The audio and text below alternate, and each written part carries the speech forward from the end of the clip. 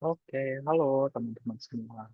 Selamat datang ya di kelas gratis kali ini. Nah, kita dari Atria ini pertama kalinya nih ngadain materi yang khusus dan kita juga menghadirkan dokter Presiden Mata ya. Dia udah tahap terakhir, namanya Dokter Agnes panggilannya.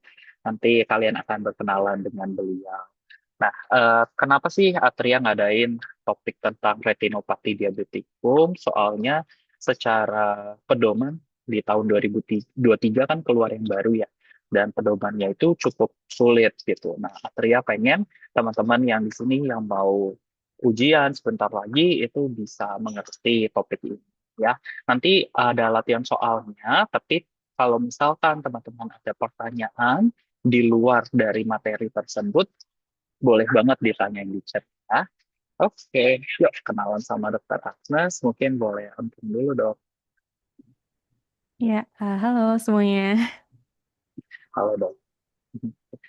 Oke, nggak apa-apa dok, boleh langsung dimulai ya sambil share screen dulu.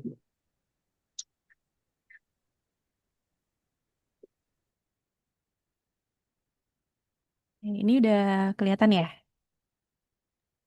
Oke, sudah terlihat dok. Silakan dimulai. Semangat semuanya. Sampai bertemu lagi.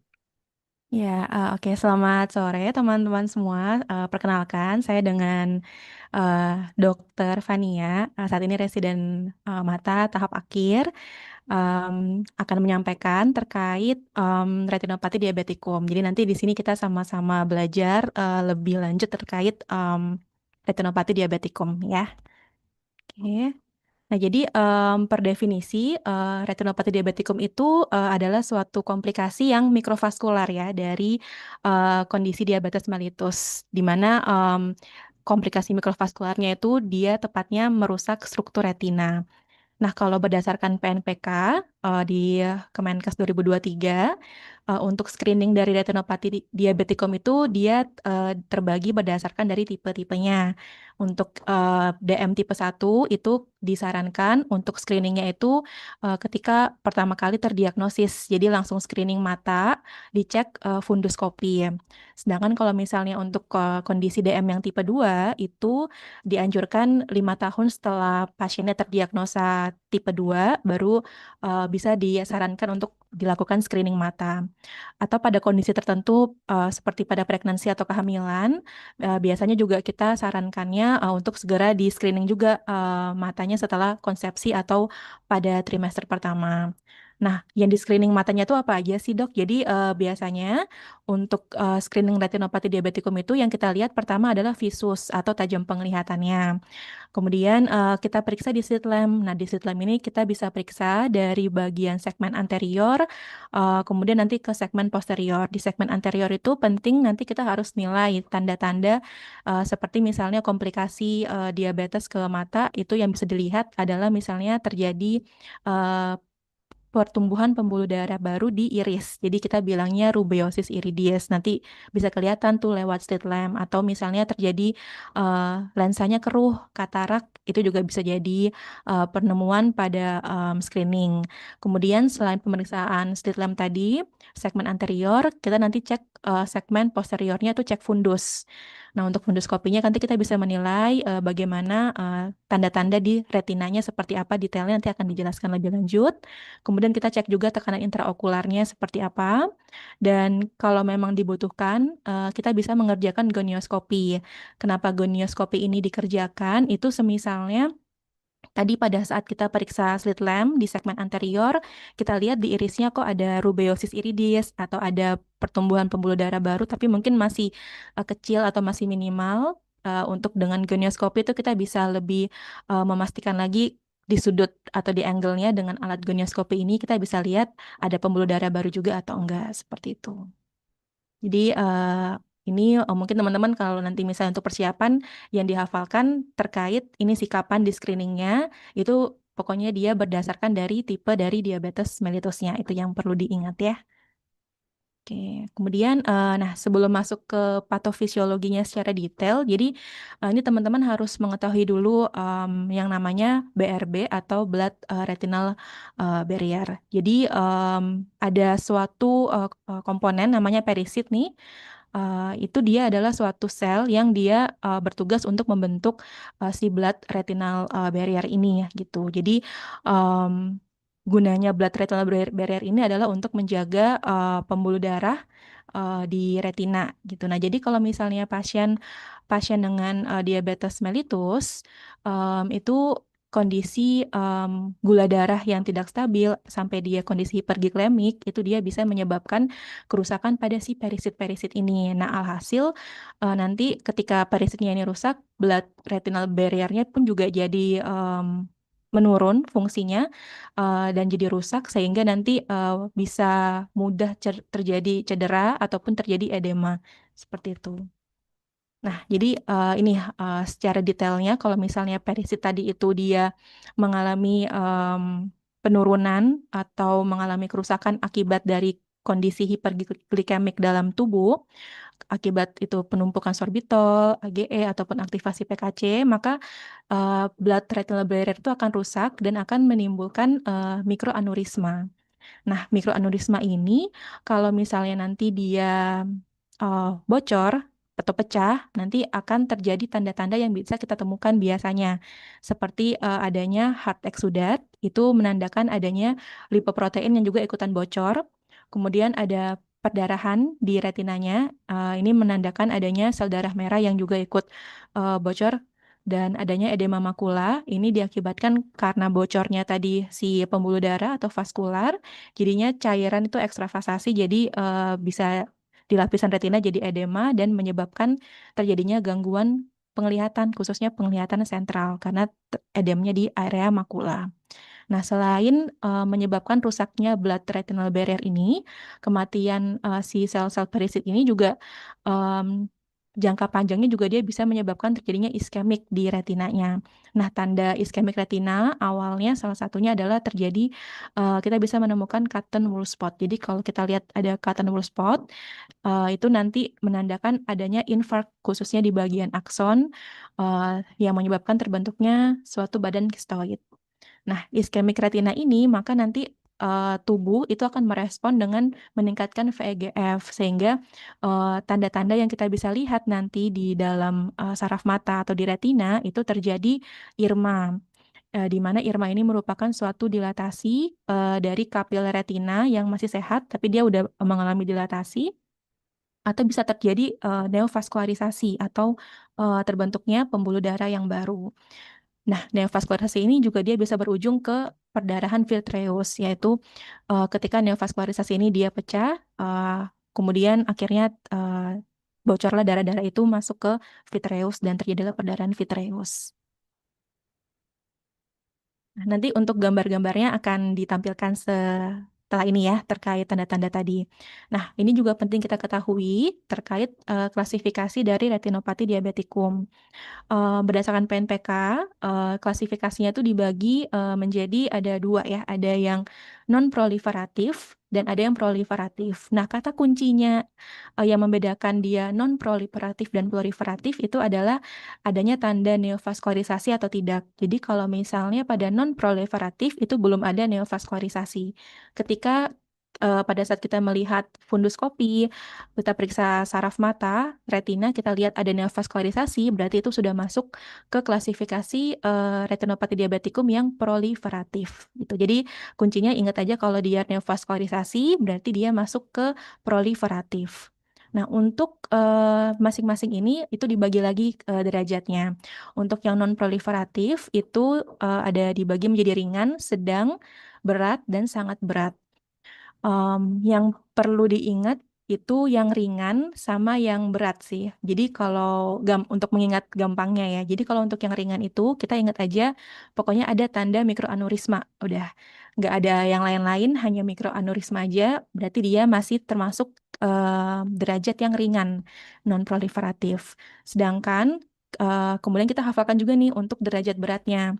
Kita hafalkan rule 421 ini. 4 to 1. Jadi rule-nya ini adalah four itu ada di 4 kuadran itu terdapat perdarahan retina atau perdarahan intraretina ya detailnya. Kemudian untuk rule yang kedua itu 2 kuadran itu ada ditemukan venous bleeding atau 1 kuadran itu kita temukan adanya IRMA. Nah, dikatakan masuk ke dalam derajat berat itu semisalnya ada tanda salah satu dari kriteria 4, 2, 1 ini. Jadi maksudnya 4 itu adalah ini, 4 kuadran. Kalau 2 itu yang 2 kuadran, ada venous bleeding. Yang 1 berarti 1 kuadran ada IRMA. Semisalnya kita cuma temukan ada IRMA di 1 kuadran, itu udah masuk ke bagian yang derajat berat. Seperti itu. Jadi hafal aja dulu, penting kriteria 4, 2, 1 ini dihafalin. Ketika kita udah hafal ini, kita bisa gampang nanti mengingat untuk derajat sedang dan sangat beratnya seperti apa. Kalau misalnya kita menemukan ada tanda-tanda perdarahan retina, tapi dia masih belum 4 kuadran, berarti dia masuknya ke bagian yang derajat sedang. Atau misalnya kita menemukan adanya perdarahan retina, dia misalnya hanya masih 2 kuadran, tapi ada venous bleeding juga, tapi cuma 1 kuadran, kan tetap tidak memenuhi kriteria 4, 2, 1 ini. Jadi tetap masuknya kita ke yang derajat sedang gitu. Jadi intinya kalau misalnya dia masuk ke salah satu dari 4 atau 2 atau 1 ini langsung ke berat. Kalau misalnya di luar itu berarti dia masuknya derajat sedang. Nah, sedangkan kalau sangat berat itu semisalnya kita menemukan ada lebih dari 1 dari kriteria 4, 2, 1 ini. Jadi kalau berat kan minimal pokoknya 1 dari 3 kriteria. Sedangkan kalau yang sangat berat itu kita nemukan 2 dari 3 pun itu sudah masuk ke derajat yang sangat berat. Seperti itu ya. Jadi itu cara gampangnya nanti kalau misalnya mau dihafalkan dan diingatnya. Sedangkan kalau untuk yang proliferatif itu tadi kan tanda khasnya pokoknya semua ketika kita menemukan neovaskularisasi nih di retina, oh berarti dia masuk ke proliferatif. Nah, proliferatif dibagi lagi derajatnya, ada yang derajat awal, risiko tinggi, dan advance. Kalau yang derajat awal, kita bisa menemukan adanya NVD atau NVE. NVD itu berarti ada neovaskularisasi pada diskus optiknya. Sedangkan kalau NVE itu kita menemukan neovaskularisasi pada bagian lain selain di diskus optik gitu. Nah, kita katakan si derajat PDR ini adalah resiko tinggi, itu semisalnya kita menemukan NVD atau neovaskularisasinya itu dia areanya lebih dari 1/4 diskus. Jadi kita bayangin aja diskus optik itu kan dia bentuknya bulat gitu ya. Nah, ketika misalnya kita lihat neovaskularisasinya itu dia udah lebih dari 1/4, berarti ini udah masuk ke dalam yang bagian risiko tinggi. Atau kalau misalnya kita lihat si neovaskularisasinya ini sebenarnya masih kurang dari 1/4 area lingkaran, tapi kok udah ada perdarahan di vitreusnya. Nah, itu udah masuk ke resiko tinggi gitu. Jadi kalau untuk derajat yang proliferatif ini gampangnya hafalin yang risiko tinggi sih kriterianya gitu. Karena nanti kalau misalnya eh, kita menemukan neovaskularisasi dengan adanya tanda perdarahan vitreus, oh berarti itu udah bisa kita pertimbangkan adalah risiko tinggi. Sedangkan kalau untuk yang advance itu semisalnya kita menemukan adanya ablasio retina. Jadi risiko tinggi tadi ditambah dengan kondisi ablasi retina yang traksional ya, yang melibatkan makula, bisa disertai juga dengan perdarahan vitreus ataupun tidak ada perdarahan vitreus. Nah, ablasio retinanya ini yang traksional ya teman-teman. Kenapa yang traksional? Karena kalau misalnya mungkin kita review lagi, ablasio retina itu kan ada beberapa klasifikasi lagi ya. Ada yang tipenya yang rheumatogene, kemudian ada juga yang dia eksudatif, nah ada yang si traksional. Nah, kalau dia pada pasien dengan diabetes mellitus, kondisi kalau kita balik ke tadi yang patofisiologi, kondisi yang iskemik retina tadi kan dia sampai menimbulkan terjadinya neovaskularisasi. Nah, neovaskularisasi ini dia bisa menyebabkan munculnya ada traksi-traksi di bagian saraf mata sehingga traksi itu menimbulkan tarikannya itu menimbulkan si retinanya itu lapisannya lepas gitu sehingga nama ablasi retinanya kalau pada pasien DM itu adalah lebih ke yang ablasio retina traksional. Nanti kita bisa menemukan nanti ada gambarnya banyak tanda-tanda fibrosis di saraf mata seperti itu. Nah, ini gambar-gambarnya. Jadi kalau sebenarnya belajar mata itu banyakkan lihat gambar sebenarnya supaya bisa lebih kebayang dengan berbagai macam istilah-istilahnya. Nah, tadi mikroaneurisma itu kan salah satu tandanya akibat tadi kerusakan perisit sehingga menyebabkan terjadinya kerusakan di blood retina barriernya. Nah, mikroaneurisma ini kalau di gambar ilustrasi ini dia seperti pembengkakan aneurisma pada dinding kapiler. Jadi kalau misalnya di gambar funduskopi atau misalnya kita lihat tampak retinanya, itu dia kita lihat ada seperti titik-titik hitam seperti ini di dekat pembuluh darah. Nah, itu adalah gambaran dari mikroaneurisma, titik-titik hitamnya di dekat pembuluh darah. Kemudian, oh ya tadi kalau mikroaneurisma ingat ya dia masuk ke yang kalau misalnya hanya mikroaneurisma berarti dia masuk ke yang derajat non proliferatif yang ringan. Gitu. Nah, tapi kalau misalnya kita udah menemukan tanda-tanda lain, nanti kita sesuaikan lagi dengan rule tadi yang 421. Nah, ini tanda-tanda lainnya yaitu dot blood hemorrhage. Dot blood hemorrhage ini tadi karena kan tadi awalnya mikroaneurisma itu ada edem di bagian pembuluh darah. Ketika si aneurisma tadi pecah, maka akan menyebabkan darahnya keluar dan terjadinya itu di lapisan intraretinal atau masih di dalam lapisan retina. Nah, kalau misalnya teman-teman bayangkan lapisan retina itu yang seperti pada ilustrasi di samping ini, itu ada 10 lapisan retina gitu. Ini dari lapisan paling luar, dari bagian koriokapiler, sampai ini ke lapisan yang paling dalam, dibatasin sama namanya membran internal limiting membrane. Nah, kalau terjadinya dot blood hemorrhage, itu dia terjadinya masih di bagian dalam retina. Jadi perdarahannya itu kita sebutnya perdarahan intraretinal.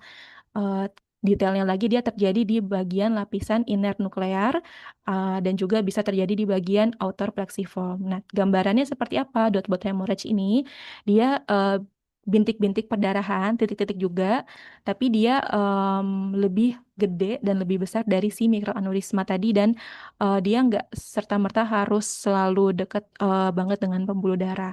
Dan dia biasa lebih membedakannya dengan mikroaneurisma. Kalau kita lihat di gambaran klinis, dia lebih tegas dan lebih besar intinya si blood-blood dari darahnya itu seperti itu.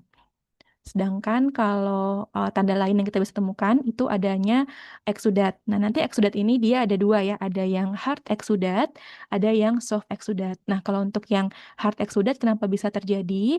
Itu karena tadi kan ada perisiknya si sel perisetnya ini dia mati, akhirnya terjadi kerusakan di vaskular. Nah, kerusakan vaskular tadi itu bisa menyebabkan terjadinya bocor lipoprotein gitu. Lipoproteinnya bocor, masuklah dia ke dalam retina, kemudian menumpuk di bagian intraretinal, menumpuk di tepatnya di lapisan outer plexiform layer. Nah, ini gambarannya nanti dia kuning-kuning. Nah, kuning-kuning seperti deposit lipid gitu. Jadi dia kuning-kuning. Nah, itu tandanya adalah kita bilangnya hard exudat. Jadi biasanya sih memang paling sering ditemukan di sekitar makula. Ini kan makula ya yang hitam bundar ini makula. Jadi di sekitarnya itu kita bisa temukan hard exudat karena posisinya memang paling rendah di situ.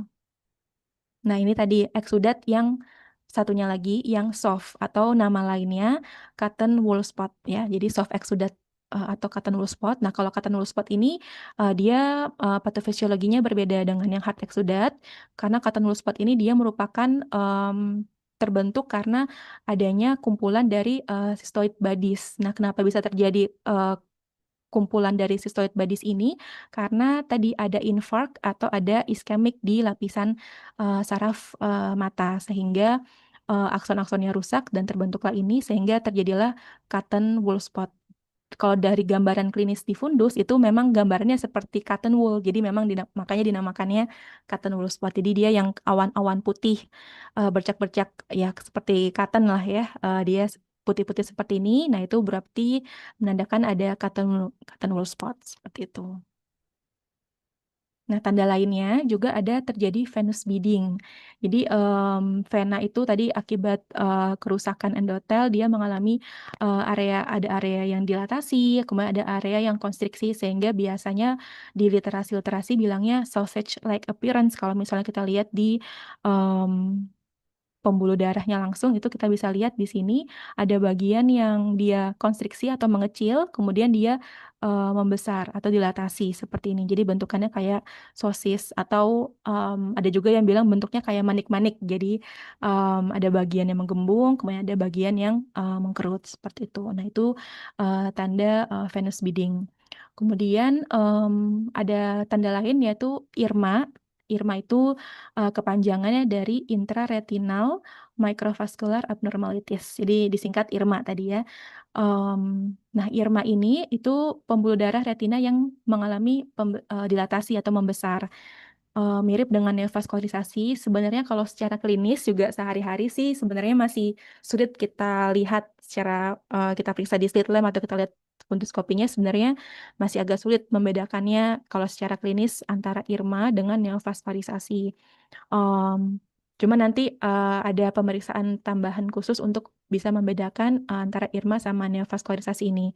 Mungkin kalau di sehari-harinya sih bisa jadi salah satu pertimbangan itu misalnya kita kalau IRMA itu intinya dia eh, pembuluh darah itu kita ikutin tapi kok bentuknya amburadul gitu. Jadi kayak bentuknya jadi acak-acakan. Nah, itu kita bisa pertimbangkan IRMA. Sedangkan kalau yang neovaskularisasi itu dia kita nggak bisa ngikutin si kayak track dari pembuluh darahnya terus tapi tiba-tiba kok ada muncul pembuluh darah jalur yang baru gitu tanpa misalnya kita ikutin dari ini kan optik diskusnya tiba-tiba ini kan ada yang pembuluh darah besar tapi kok di samping-samping tiba-tiba ada pembuluh darah kecil. Nah ini lebih ke gambaran yang neovaskularisasi. Nah tadi kan neovaskularisasi itu juga dibagi ya ada yang NVD ada yang NVI. Nah, kalau yang NVD itu berarti neovaskularisasinya di diskus atau berjarak sekitar 1 diameter dari diskusnya itu kita bilangnya NVD. Sedangkan kalau NVI itu kalau misalnya kita temukan tadi neovaskularisasinya di area lain. Ini misalnya di daerah inferior nih ada pertumbuhan pembuluh darah baru. Seperti itu. Yang memang dia nggak di diskus optik. Jadi ada dua itu ya, NVD atau NVI. Nah, ini tadi cara pemeriksaan penunjang untuk kita memastikan sebenarnya cuma nggak selalu kita lakukan sih sebenarnya di sehari-hari, tapi em, ini supaya teman-teman tahu cara kita benar-benar bisa memastikan itu IRMA atau neovaskularisasi bagaimana sih dok. Jadi kita melakukan pemeriksaan namanya FFA. Nah, jadi dengan pemeriksaan FFA ini atau fundus angiograf dengan fluorescence ya dengan pemakaian kontras kita injeksikan ke dalam tubuh, terus nanti kita foto saraf matanya. Nah, nanti itu muncul kalau pada IRMA itu nanti si kontrasnya itu dia tidak bocor. Jadi dia gambarannya ya tetap hanya tetap gelap, tetap redup seperti ini. Sedangkan kalau misalnya neovaskularisasi itu dia akan kontrasnya itu akan leakage atau bocor sehingga muncul gambaran yang terang hiperfluoresan seperti ini putih-putih yang lebih terang. Nah, itu berarti menandakan kalau itu adalah suatu neovaskularisasi. Seperti itu cara membedakan untuk memastikan dengan alat pemeriksaan namanya FFA, ya, fluorescence fundus angiograph. Oke, atau kita bisa juga kalau misalnya agak repot juga kalau misalnya harus injeksi kontras atau pasiennya ada alergi kontras misalnya, kita juga bisa periksa dengan melihat pemeriksaan OCT. Jadi OCT ini OCT untuk kita bisa lihat lapisan retina itu dengan lebih detail lagi.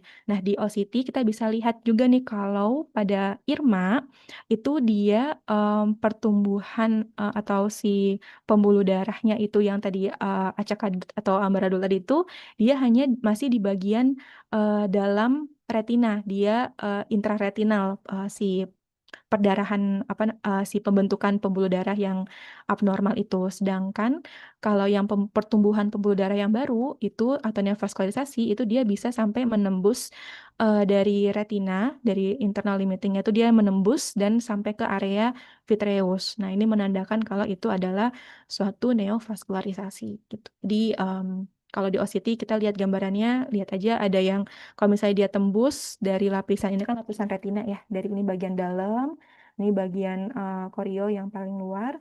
Nah, kalau misalnya dia udah tembus dari bagian retina, oh berarti itu neovaskularisasi. Sedangkan kalau misalnya dia masih kita lihat membran internalnya itu masih intak, terus nggak ada yang bocor ke bagian vitreous, oh berarti itu kemungkinan besar adalah IRMA. Oke, nah ini tadi beberapa sebenarnya sudah sempat disebutkan ya tentang pemeriksaan penunjang oftalmologis apa sih yang biasa rutin dikerjakan untuk menilai retinopati diabetikum. Nah, yang pertama itu adalah pemeriksaan dilated funduscopy. Jadi dilated funduscopy ini kita melebarkan pupil pasien menggunakan obat midriatikum ya, obat tetes mata. Ketika dia udah lebar, baru kita periksa fundus pasien gitu. Jadi kita pemeriksaannya bisa menggunakan alat yang direct ophthalmoscope. Kalau udah terbiasa pakai, biasanya sih kalau koas kita latihannya pakai yang direct ophthalmoscope dulu ya. Jadi pakai alat itu kita lihat fundusnya, atau bisa juga pakai yang indirect ophthalmoscope gitu. Ini kita untuk memvisualisasi bagian retina itu lebih detail lagi, dan memang lebih kalau misalnya dengan delete kondisi pupilnya udah lebar atau dilated, itu kita bisa lihat ke bagian perifernya.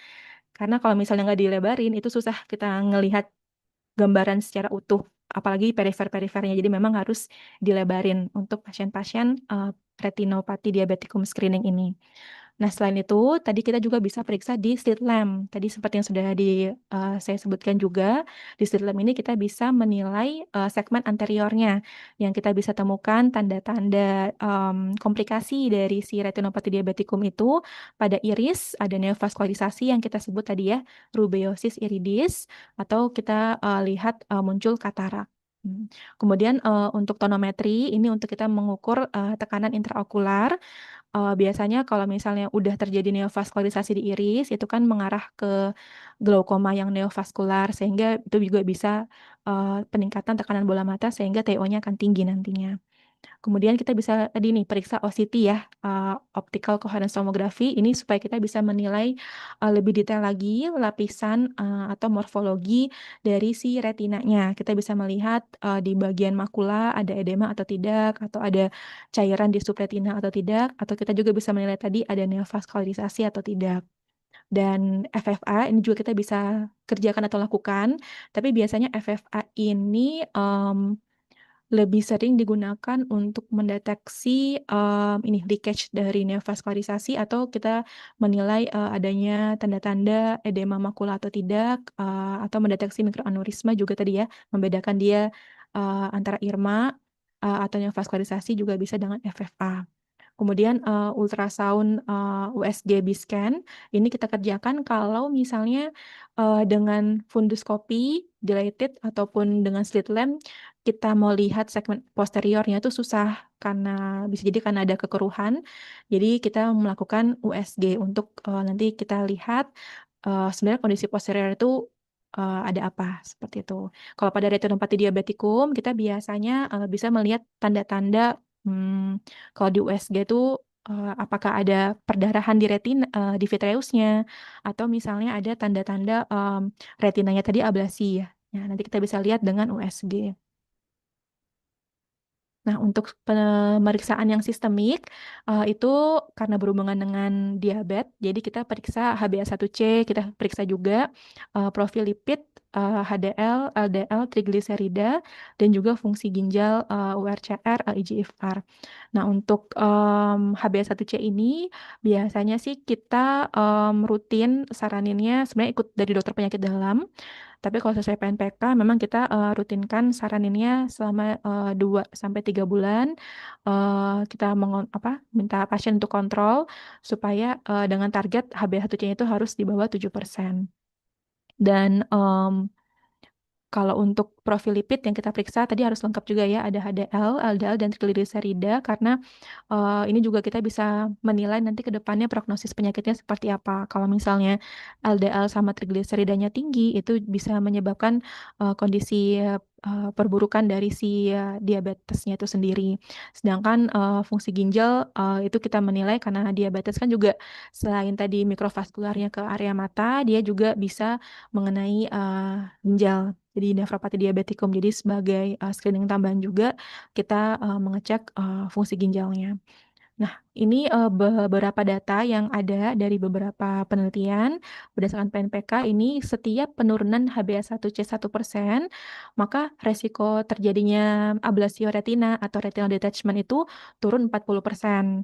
Kemudian progresivitas menuju vision threatening akibat retinal detachment tadi juga dia turun 25% dan dia mengalami kebutaan juga risikonya turun 15%. Jadi penting banget kita edukasi ke pasien untuk kunci utamanya pada pasien-pasien retinopati diabetikum itu adalah kontrol gula darah. Khususnya ini kita kontrol glikemiknya, kita nilai dengan HbA1c-nya, karena itu sangat bermakna untuk visual prognosis pasien ke depannya. Oke, nah ini untuk gambaran dari pemeriksaan penunjang. Tadi ngomongin OCT atau optical coherence tomography. Tadi kan kita bisa menilai tadi morfologi dari si lapisan retina itu lebih detail. Kita bisa lihat apakah ada cairan di intraretinal atau subretinal atau adakah tadi ya mikro apa neovaskularisasi seperti atau ada IRMA itu kita bisa lihat dari OCT ini. Nah, kalau pada gambar ini yang bisa kita lihat itu ada kalau kita mau lihat di sini yang pertama ini kan lapisan retina, ini dari bagian paling luar koroid, kemudian ini bagian lapisan yang paling dalam. Ya, jadi dari bawah ke atas itu dari lapisan paling luar ke lapisan paling dalam. Nah, kalau kita lihat di sini yang ditandai asterik ini yang gambarnya dia lebih kontras, hiper itu yang putih-putih ini menandakan adanya deposit lipid tadi ya atau hard exudat. Nah, ini kita bisa lihat juga dia masih di intraretinal, masih di bagian dalam lapisan retina, belum keluar dari lapisan intraretinal membrannya. Jadi ini adalah tanda exudat kalau kita lihat di OCT. Dan kalau kita lihat juga di sini yang gambaran hipo yang gelap yang hitam-hitam membentuk seperti kistik seperti ini menandakan cairan biasanya cairan di subretinalnya. Jadi ini kalau teman-teman perhatikan ini kan agak melengkung ya kontur dari si lapisan retinanya. Ini menandakan area dekat area makula sebenarnya. Jadi kalau di area makula gambaran OCT-nya itu dia kita menemukan nanti ada gambaran melengkung seperti ini. Namun normalnya itu seharusnya dia antara melengkungnya itu dia sampai mendekati ke bagian ini di sebelah sini bagian RPE atau bagian retinal pigment epithelium. Nah, tapi di sini kita lihat karena dia udah ada terisi cairan di yang bagian hipo ini sehingga dia edem kita bilangnya bengkak, edem dan karena dia terjadinya di area makula, maka ini tanda edema makula. Karena dia bentuknya ini kistik apa cairannya ini kita bisa bilang dia kistik makular edema seperti itu. Tapi ini teman-teman mungkin ya cukup tahu dulu aja kalau seperti ini gambaran kalau misalnya kita melakukan pemeriksaan OCT pada pasien-pasien retina. Intinya dia mengambil potongan dari retina terus nanti dilihat dari lapisan paling luar koroid RPE yang tebal ini, kemudian ini bagian apa namanya intraretinalnya dan ini bagian vitreusnya. Yang bagian lapisan agak melayang tipis ini menandakan adanya penebalan dari membran hialoid dan penebalan retina. Jadi pada pasien ini dia ada edema makula ya, gitu.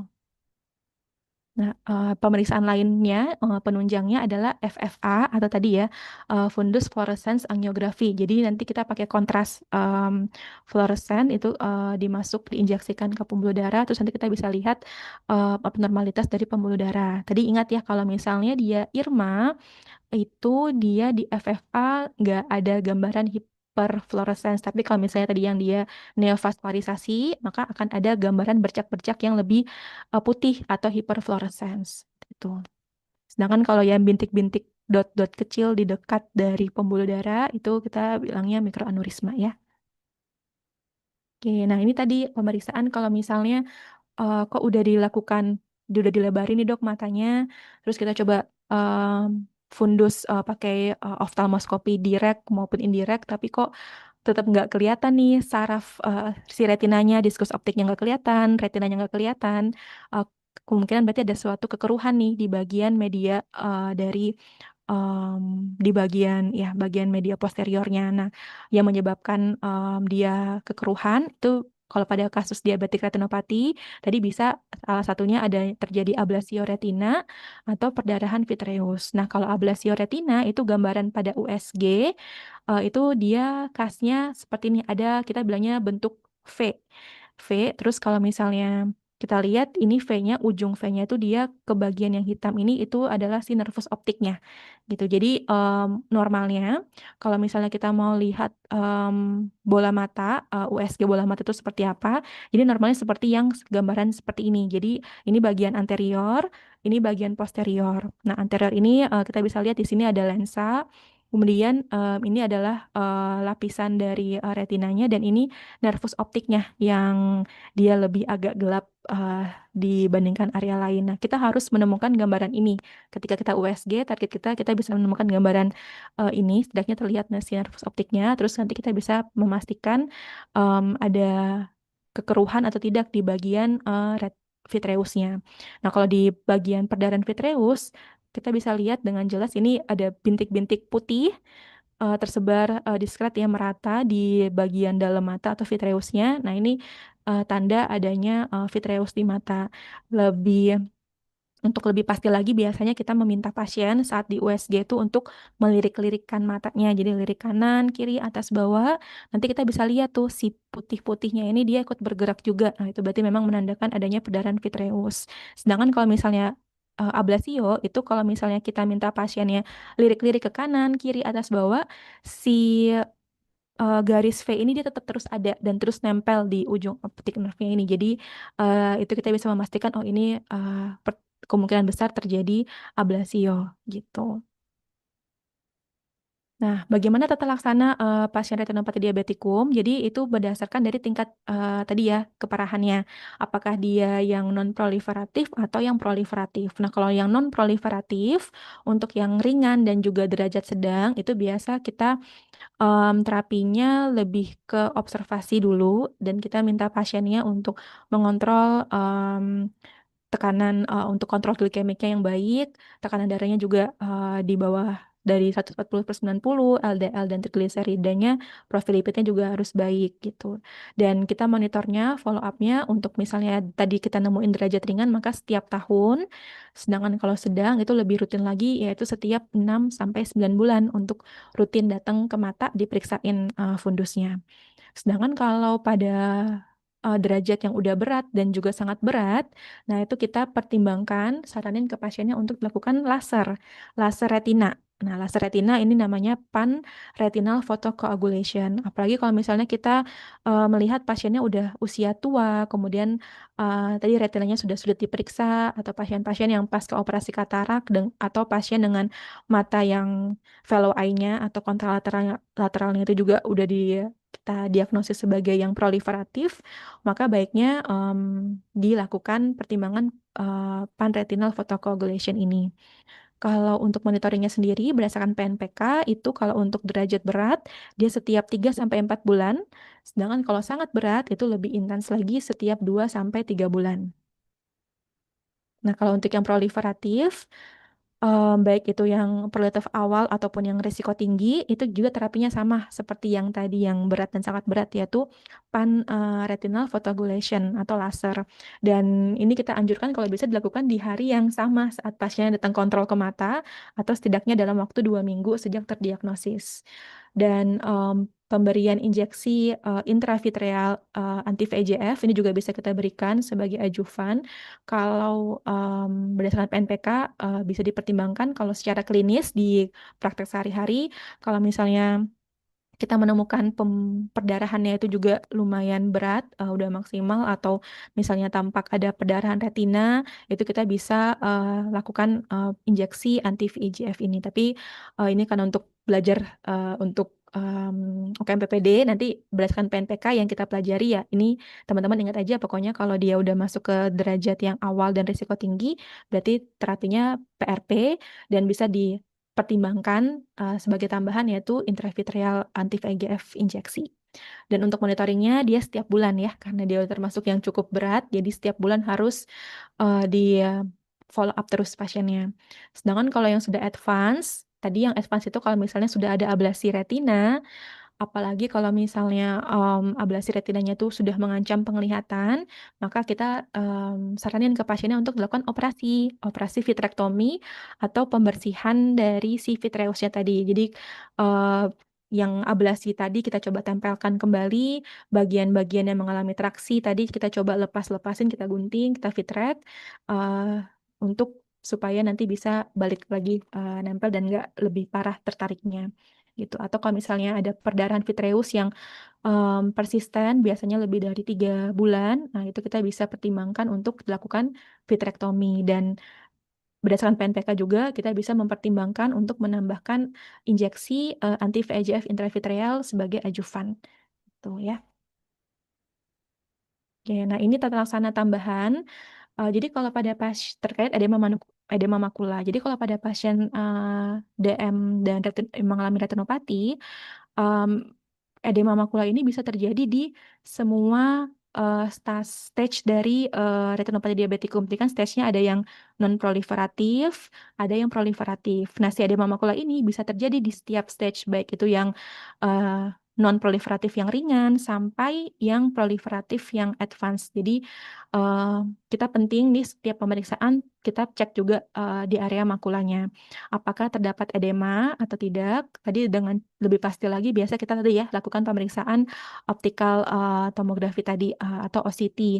Nah, di OCT tadi kita bisa lihat ada edem nggak makulanya atau tidak. Nah, nanti itu bisa dibagi lagi edema makulanya itu ada yang bersifat sentral, ada yang non sentral. Nanti di PNPK itu lebih detail lagi tuh pembagiannya dikatakan sentral itu semisalnya dia edemanya sudah memenuhi beberapa kriteria atau dekat berapa diskus optik dari si makula berapa diskus diameter dari si makulanya.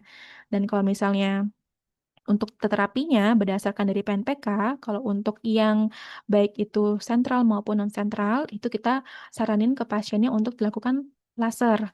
Laser yang tapi beda dengan laser yang tadi kalau yang sebelumnya di NPDR ataupun yang PDR itu kan dia nama lasernya pan-retinal photocoagulation atau kita biasa singkat jadi PRP.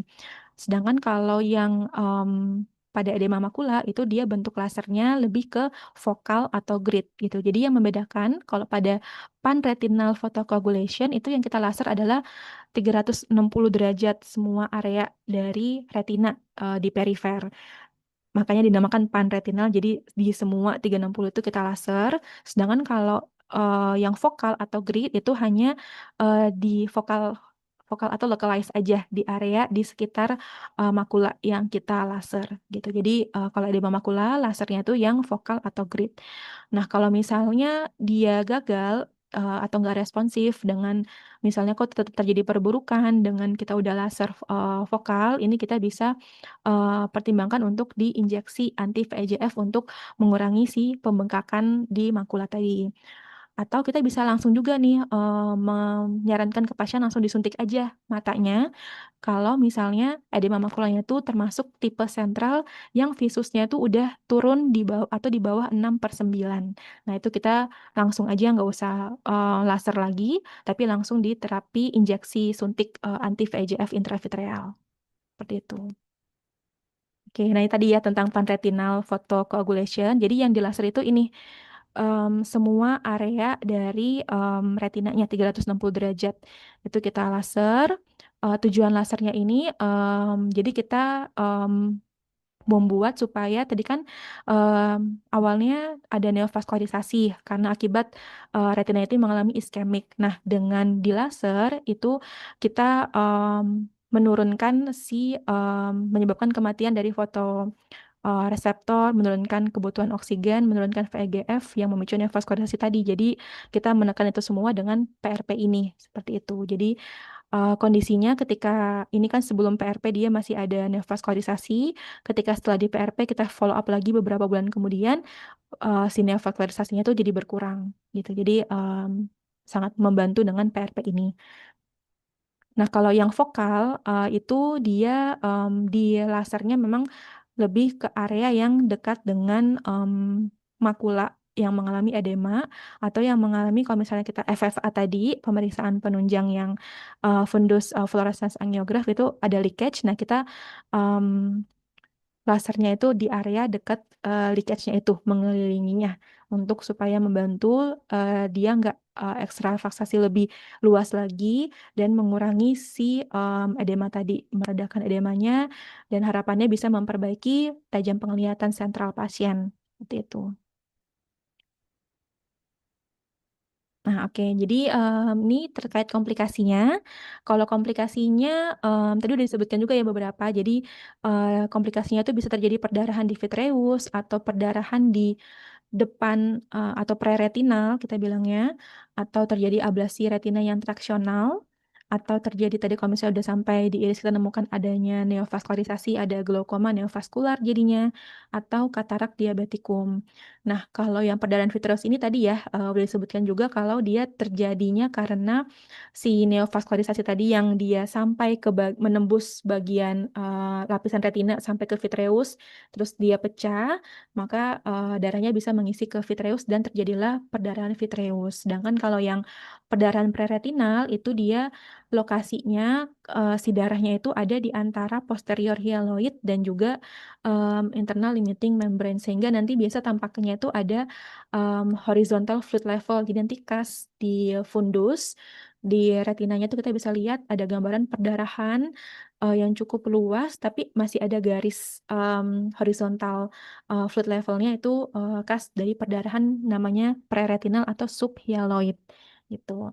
Kalau misalnya ablasi tadi ya jelas dia ada karena ada traksi akibat tadi yang neovaskularisasi sehingga terjadi ablasi. Glaukoma neovaskular tadi itu kalau misalnya tadi ya ada neovaskularisasi kemudian terbentuklah jaringan jaringan fibrovaskular di sekitar iris dan menutup si COA-nya sehingga tekanannya naik terjadilah glaukoma. Dan katarak juga bisa terjadi kalau misalnya pada pasien-pasien dengan DM tipe 2 sih biasanya pasien dewasa ya, kita temukan kataraknya itu lebih ke tipe yang subkapsular posterior.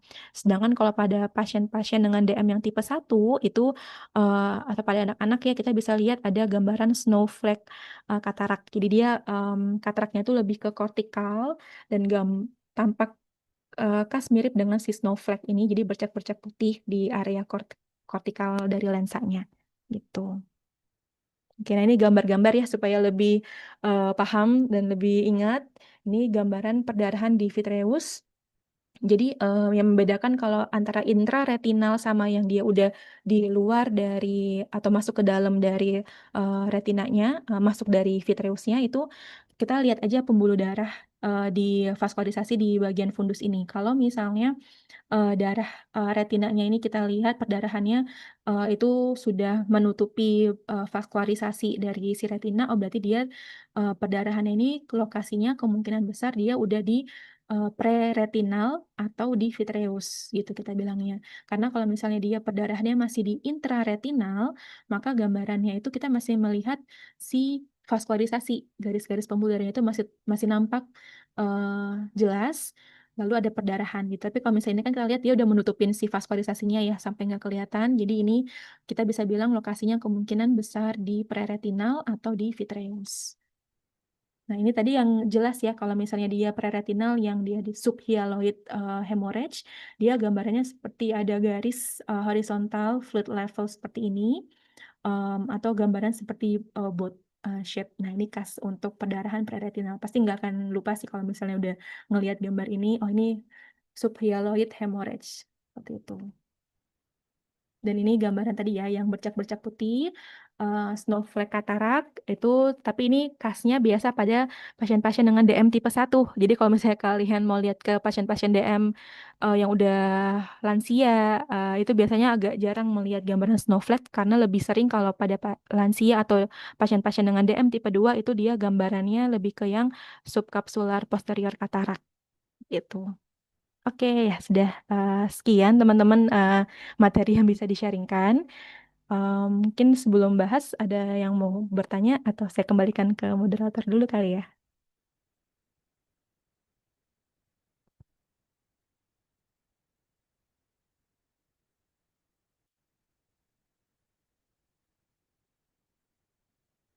Oh, Ini oke. tuh ada yang Iya. nanya di chat. Oh, di chatnya ya. Oh, oke, oke. Hmm, Oke, ini ya pertanyaan yang pertama. Kalau misalnya sudah dilakukan vitrektomi, apakah ruang posteriornya jadi kosong? Enggak. Jadi kalau misalnya kita vitrektomi, itu kan kita membersihkan si vitreusnya tadi yang akibat misalnya perdarahan atau misalnya terjadi retinal detachment. Nah, nanti setelah kita bersihkan si vitreusnya, nanti kita ganti, kita exchange bagian vitreusnya itu bisa dengan menggunakan air atau bisa menggunakan silikon seperti itu. Jadi em, biasa nanti di teknik operasinya itu setelah kita lakukan vitrektomi nanti pasti akan di exchange. Jadi nggak dibiarkan dia kosong begitu aja, karena nanti kan dia akan bisa jadi collapse juga ya. Apalagi kalau misalnya kita melakukan operasi retinal detachment, kalau misalnya kita biarkan seperti itu, nanti dia em, nggak menempelnya itu takutnya juga nggak lama. Jadi biasa selain kita exchange dengan water, kita bisa exchange dengan silikon. Kita tambahkan minyak silikon ke dalam vitreusnya. Nah, itu untuk mempertahankan supaya posteriornya itu tetap terbentuk baik dan mempertahankan lapisan retina tadi yang dia lepas, terus kita tetap tahanin dengan si pemberian minyak silikon itu, gitu. Kemudian em, berikutnya pertanyaan dari Salwa, ini pada NPDR yang sedang itu disebutkan Irma dan NPDR berat kriteria 421 menyebutkan cukup terdapat Irma pada minimal satu kuadran. Nah, bagaimana membedakan pasien yang masih masuk kategori NPDR sedang dengan pasien yang sudah dikategorikan NPDR berat jika sama-sama Irma? Oke, nah jadi ini saya izin share lagi, share slide lagi ya yang tadi supaya kita sama-sama ingat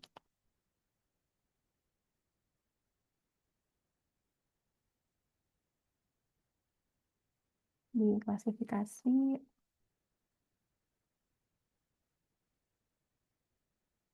Nah, ini. Ya, jadi tadi kalau yang sedang itu kan bisa menemukan tanda-tanda baik itu mikroaneurisma, perdarahan, dot blood, soft exudat, hard exudat, venous bleeding, penyempitan lumen arteri dan juga irma. Di bagian berat ini juga ada irma. Nah, tadi kalau yang dari PNPK ini pokoknya kita ikutin aja kalau misalnya memang Em, kalau yang berat itu kalau misalnya sama-sama Irma biasanya walaupun satu kuadran kita udah dapat Irma itu langsung masuk ke yang berat sih seperti itu. Jadi walaupun misalnya memang yang di sedang ini juga ada Irma, tapi walaupun dia di satu, jadi kan kalau disebut satu kuadran itu em, kalau foto fundusnya kan seperti ini ya. Ya. Nah, yang lebih luas deh. Nah ini. Nah ini pokoknya biasanya kalau misalnya kita ini kan dibagi nih kuadrannya biasanya kita baginya 4 kuadran jadi dibagi jadi 4 gitu seperti ini dibagi 4 kuadran jadi ada kuadran yang em, di bagian inferior superior nggak ada garis ya jadi superior, kemudian di bagian inferior, kemudian ini di bagian nasal, sama ini di bagian temporal.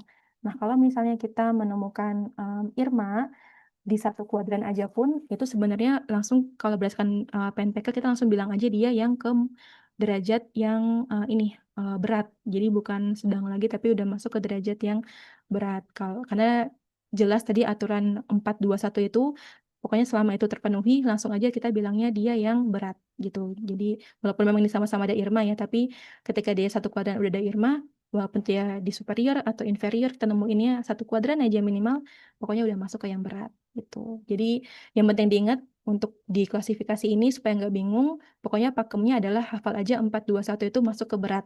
Kalau misalnya di luar dari itu, maka bisa sedang atau sangat berat gitu. Jadi walaupun tadi ya sama-sama Irma di pertanyaan, tapi tetap masuk ke yang berat. Oke, kemudian, oh ya, apakah bisa dijelaskan kembali mengenai kekas dari NPDR sedang? khususnya dari NPDR berat. Oh, oke. Sebenarnya kalau kas dari NPDR sedang ini nggak ada yang kas.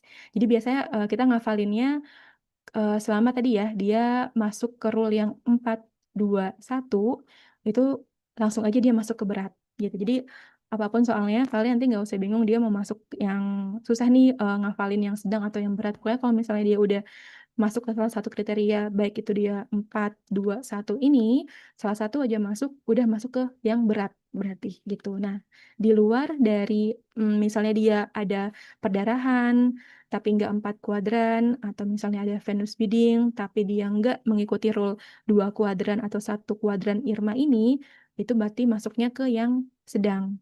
Seperti itu. Atau gampangnya sih kalau misalnya kita hanya melihat ada tanda-tanda hard exudate aja, tanda-tanda cotton wool spot aja, tapi nggak ada tanda-tanda venous bleeding, IRMA, atau dot-dot hemorrhage nggak ada, cuma ada exudate-exudate aja. Nah, itu bisa masuk ke sedang. Dengan yakin kita bisa bilang bisa masuk ke sedang. Tapi kalau misalnya ada exudate ada, tapi ada perdarahan juga, dan perdarahannya udah ngikutin masuk ke rule 4, 2, 1 ini, pokoknya udah masuk ke kriteria ini, kita sebutnya dia berat. Seperti itu. Nah, kira-kira dari sini apakah masih ada yang dibingungkan, teman-teman?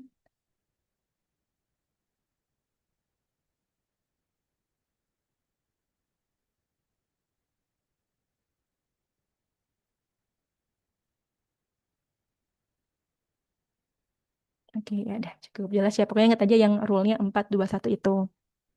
Ya, kemudian tadi pertanyaan berikutnya, pernah dengar A-scan dan B-scan. B-scan bisa dilakukan untuk pemeriksaan DM retinopati. Ya, jadi USG mata itu memang ada beberapa tipe. Ada yang tipe yang B-scan sama S-scan. Tapi yang untuk USG untuk kita bisa menilai kontur dari si bola mata itu sendiri yang kita kerjakan itu adalah pemeriksaan yang B-scan. Seperti itu. Nah, ini. Jadi ini adalah USG yang B-scan, dia seperti ini. Jadi di mana-mana sih kita kerjainnya selalu yang USG B-scan ini untuk pemeriksaan retinopati diabetikum. Tapi nggak semua pasien-pasien diabetik retinopati ataupun pasien-pasien DM yang kita mau screening matanya itu kita lakukan USG. Jadi ada indikasinya nih kita melakukan USG B-scan. Indikasinya itu semisalnya kapan? Semisal kita di fundus kita udah lakukan direct ophthalmoscopy atau kita lakukan pemeriksaan slit lamp, tapi kok segmen posteriornya ini keruh, nggak kelihatan jelas. Nah, itu baru kita bisa melakukan atau mempertimbangkan USG B-scan. Tapi kalau misalnya kita bisa lihat dengan jelas di fundus oftalmoskopi kita atau dari slit lamp kita cek funduskopinya itu kita bisa lihat dengan jelas gambaran retinanya, maka nggak perlu lagi dilakukan USG B-scan ini. Jadi USG B-scan ini itu hanya dilakukan semisal terjadi kekeruhan di bagian retinanya sehingga kita nggak bisa lihat dengan jelas. Nah, untuk memastikan kekeruhannya ini akibat apa, maka kita lakukan ultrasonografi USG yang B-scan gitu.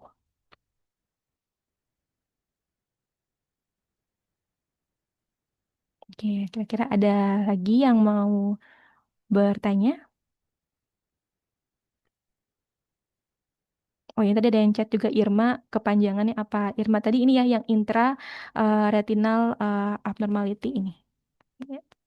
Yang gambaran Irma.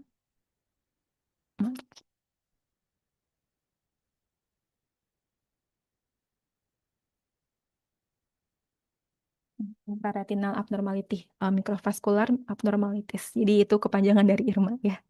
Intinya tadi ini ya, karena kalau mau hafal gampangnya antara tadi yang neovaskularisasi sama yang IRMA, ingat aja kalau IRMA itu kan dia intraretinal mikrovaskular, dia di intra. Jadi dia pembentukan abnormal pembuluh darahnya itu dia masih di lapisan yang dalam retina, nggak menembus internal limiting membrane. Jadi kalau yang neovaskularisasi itu dia udah ada pertumbuhan pembuluh darah yang melewati lapisan dari internal limiting membrane tadi. Gitu.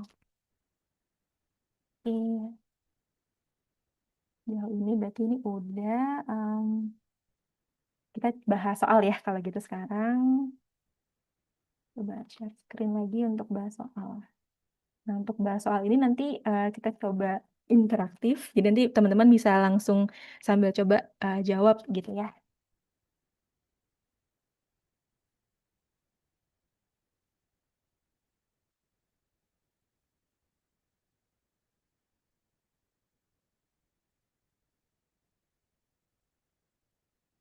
Oke, kita mulai dari pertanyaan yang pertama terlebih dahulu ya. Ini sudah terlihat ya di dengan jelas ya.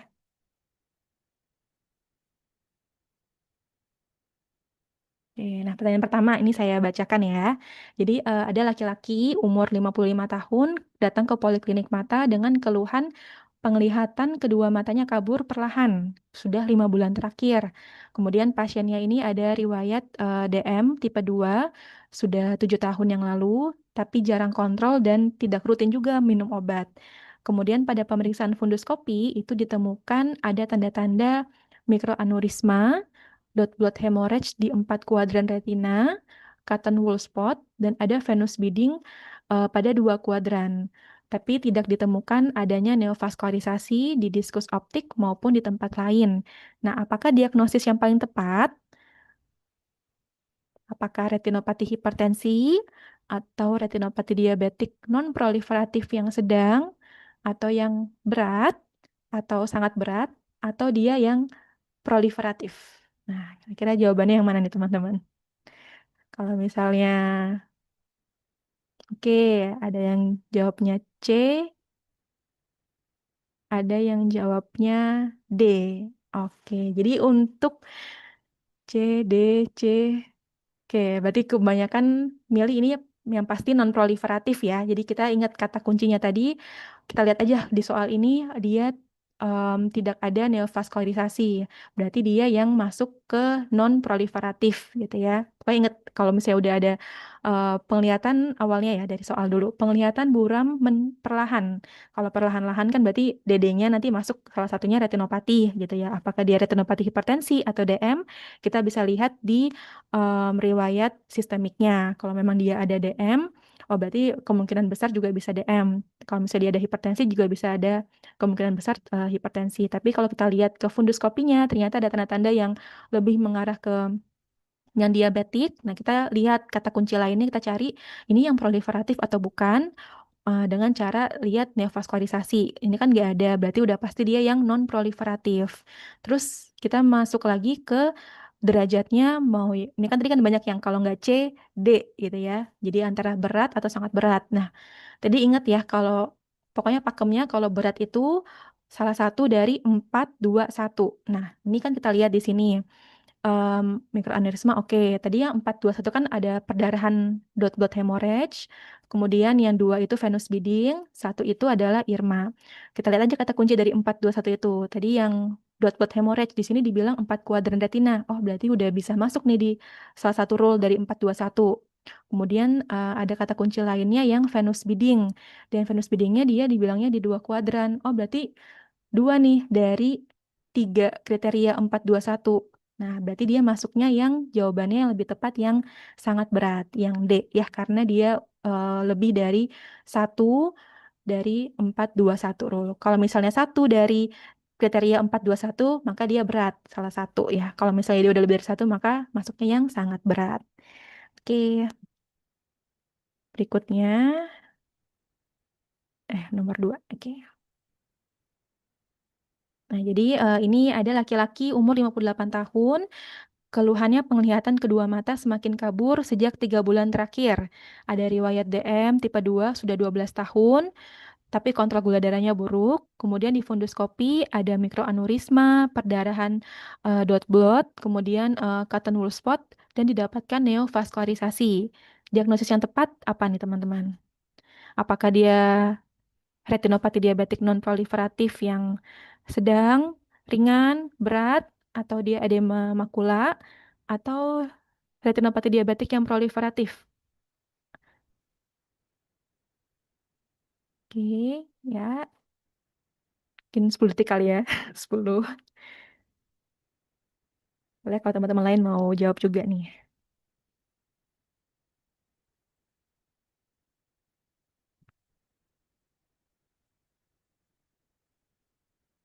Oke, ini semua udah pada jawab dan semua jawabnya E ya. Ya, jadi benar. Ini dia masuk ke yang retinopati, maaf, retinopati diabetik yang proliferatif karena kata kuncinya tadi adalah yang terdapat neovaskularisasi. Pokoknya udah ada kata-kata neovaskularisasi, berarti dia adalah yang proliferatif. Itu ya. Kemudian masuk lagi pertanyaan yang ketiga. Laki-laki yang usia sama juga datang ke Polimata kontrol rutin. Ada DM tipe 2, udah 12 tahun. Kemudian di funduskopi ada mikroaneurisma multiple, ada perdarahan dot blood di keempat kuadran, dan ada venous bleeding di satu kuadran. Apakah yang paling tepat diagnosisnya? Apakah NPDR sedang, NPDR berat, NPDR ringan, NPDR sangat berat, atau PDR awal? Yuk, aku kasih waktu 10 detik ya, boleh di chatnya.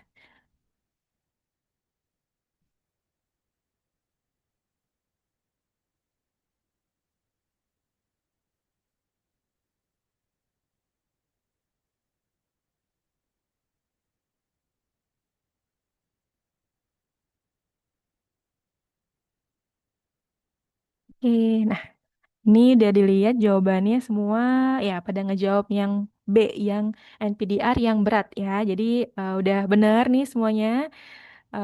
Jadi di sini kita lihat kata kuncinya tadi, pokoknya kalau dia nggak ada neovaskularisasi, kita ingat 4 2 1 rule-nya. Kita lihat kata kunci 4 dot blood hemorrhage ada atau enggak. Ini ada ternyata. Kemudian dua itu tadi dua venous bleeding. Di sini dibilang venous bleedingnya cuma satu. Berarti bukan. Kemudian yang satu Irma, tapi di sini nggak disebutin ada Irma. Oke, berarti dia cuma satu dari 3 rule tadi, berarti masuk ke yang derajat berat gitu ya. Oke, kemudian sekarang yang nomor 4.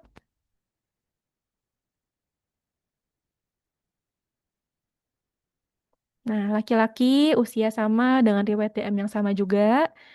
Keluhan mata disangkal, visusnya masih bagus 6/6 di kedua mata, tapi di funduskopi ini ada mikroaneurisma, ada perdarahan dot blood di dua kuadran, ada heart exudate, cotton wool spot, ada venous bleeding di satu kuadran, tidak ada irma ataupun neovaskularisasi. Nah, klasifikasinya ini yang tepat apa? Apakah PDR, NPDR yang sedang, NPDR sangat berat, NPDR ringan, atau NPDR yang berat? Aku kasih waktu lagi 10 detik ya, boleh dijawab di chat.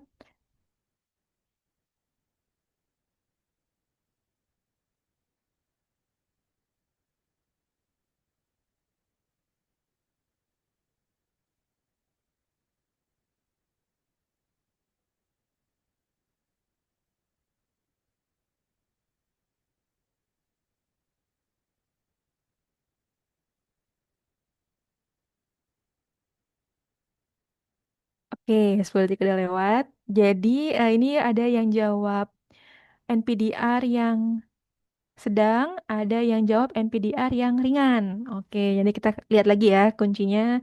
Tadi pertama proliferatif atau bukan, dia dibilang di sini nggak ada neovaskularisasi, berarti dia yang non proliferatif. Terus karena non proliferatif, ingat lagi rule 4 2 1. Ada perdara yang 4 itu 4 dot blood hemorrhage, 4 kuadran. Di sini dibilang dot blood hemorrhage ada, tapi di dua kuadran. Oke, berarti belum masuk di rule 4 2 1. Kemudian rule yang kedua tadi, dua kuadran venous bleeding. Di sini ada disebutin venous bleeding, tapi di satu kuadran, berarti belum masuk ya. Kemudian tadi rule terakhir satu kuadran Irma, tapi dibilang di sini nggak ada Irma. Berarti dia nggak memenuhi 4 2 1, berarti masuknya ke sedang. Gitu ya. Jadi dia jawabannya yang NPDR sedang. Nah, kalau yang ringan itu dia hanya mikroaneurisma aja nih teman-teman. Jadi nggak ada lain-lain. Hanya mikroaneurisma aja. Nggak ada eksudat nggak ada, perdarahan dot-dot nggak ada. Itu pokoknya mikroaneurisma aja gambarannya. Nah, itu ringan. Tapi kalau misalnya nggak selain ada lain-lain, kemudian tapi nggak memenuhi 4 2 1 rule, berarti masuk ke yang sedang. Oke, gitu ya. Tapi tadi teman-teman yang lain juga udah pada banyak yang ngejawabnya yang sedang ya, udah benar. Oke, pertanyaan berikutnya. Oke, jadi ini yang question yang kelima ya ini ya, yang di bawahnya. Ini ada perempuan, umurnya 61 tahun. Maaf. Dengan DM tipe 2, keluhan penglihatan mata kanannya menurun perlahan 1 bulan. Visus mata kanannya itu 6/12. Funduskopi pupil lebar mata kanan itu ada neovaskularisasi pada diskus optik dengan luas sepertiga area diskus. Tidak ditemukan perdarahan vitreus maupun ablasio retina. Apakah klasifikasi yang paling tepat pada mata kanan pasien? Apakah A. PDR advance, B. PDR risiko tinggi, C. PDR awal, D. Edema makula diabetik sentral, atau E. NPDR sangat berat. Oke, aku kasih waktu 10 detik ya. Nih soalnya tadi. Nih, ada neovaskularisasi diskus optik dengan luas sekitar sepertiga area diskus. Nggak ada perdarahan ataupun ablasi. Pilihan A, PDR yang advance, B, PDR risiko tinggi, C, PDR awal, D, edema makula, E, NPDR sangat berat. Apa nih jawabannya?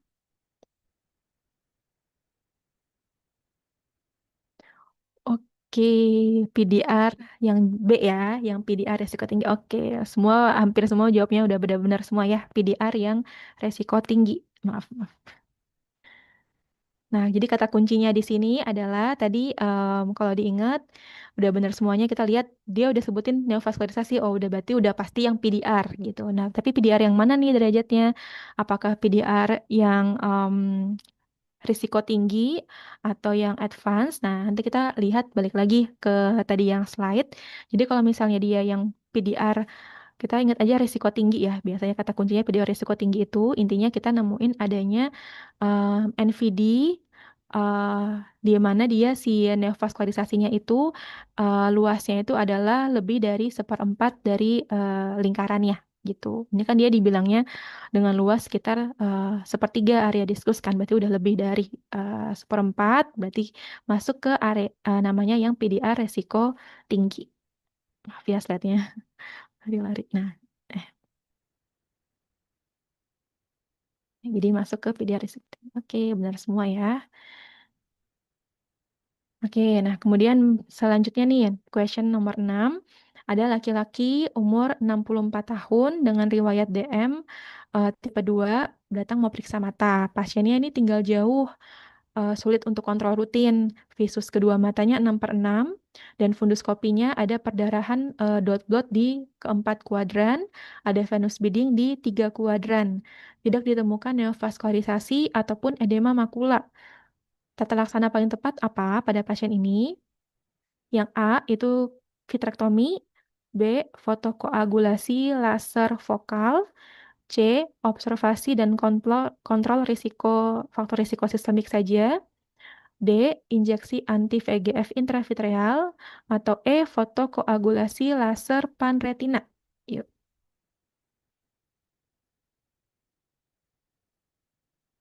kasih waktu 10 detik lagi buat milih jawabannya. Kira apa?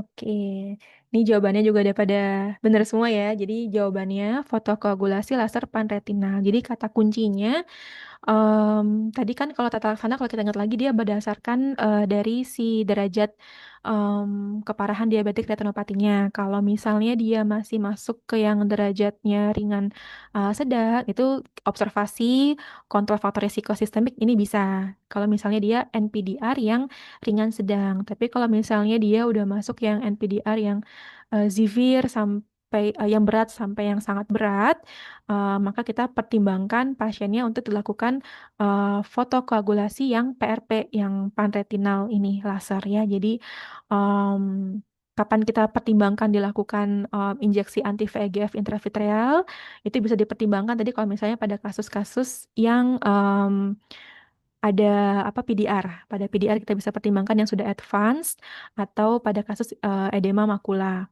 Kapan kita mempertimbangkan fotokoagulasi laser yang vokal itu kalau misalnya dia ada edema makula. gitu. Atau kapan kita mempertimbangkan vitrektomi kalau misalnya ada perdarahan di vitreus yang persisten atau adanya ablasi retina yang khususnya kalau misalnya dia udah melibatkan makula, jadi mengancam penglihatan sentral mata.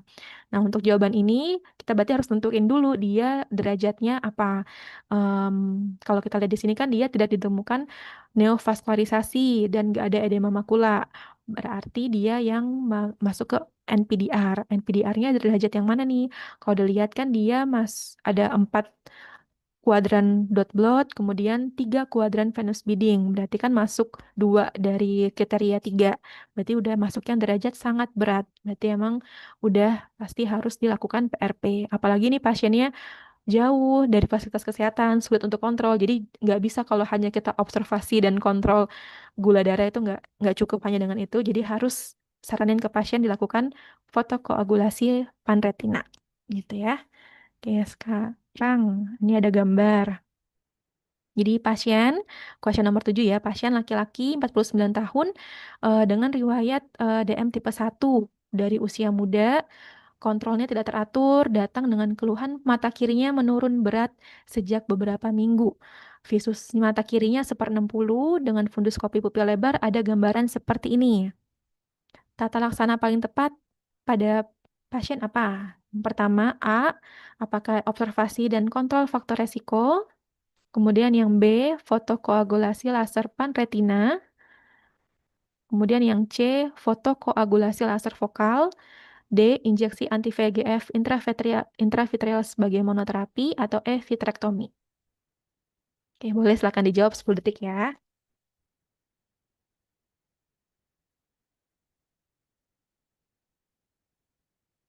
Ini tadi gambarannya.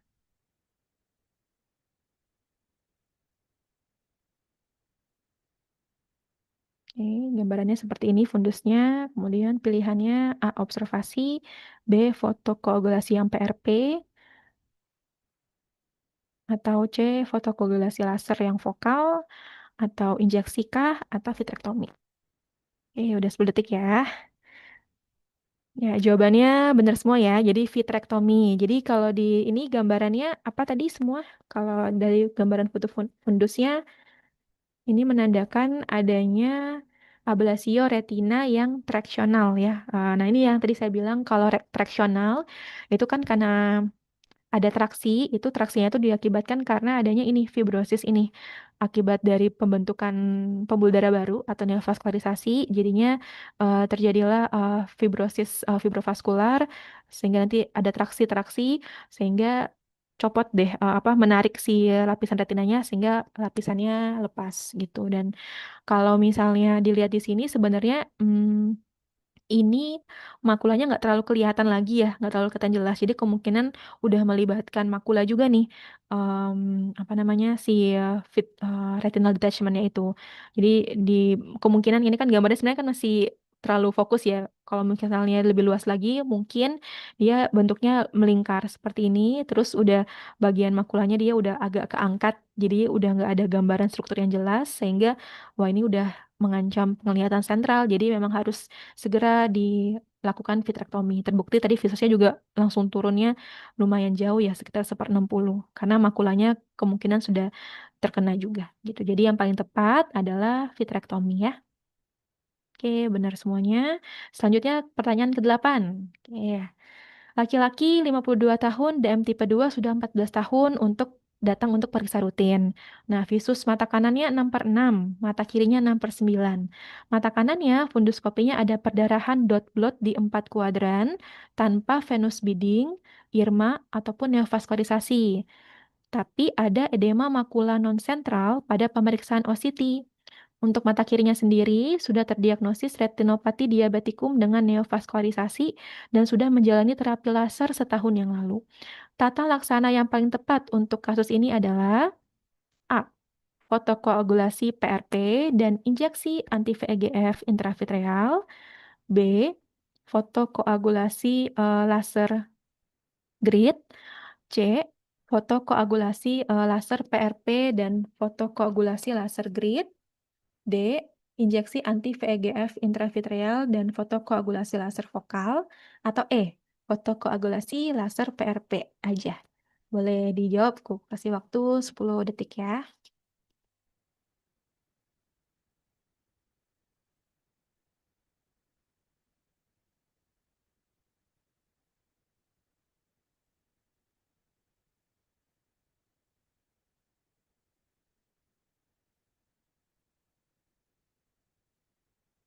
Oke, kita lihat di chatnya jawabannya.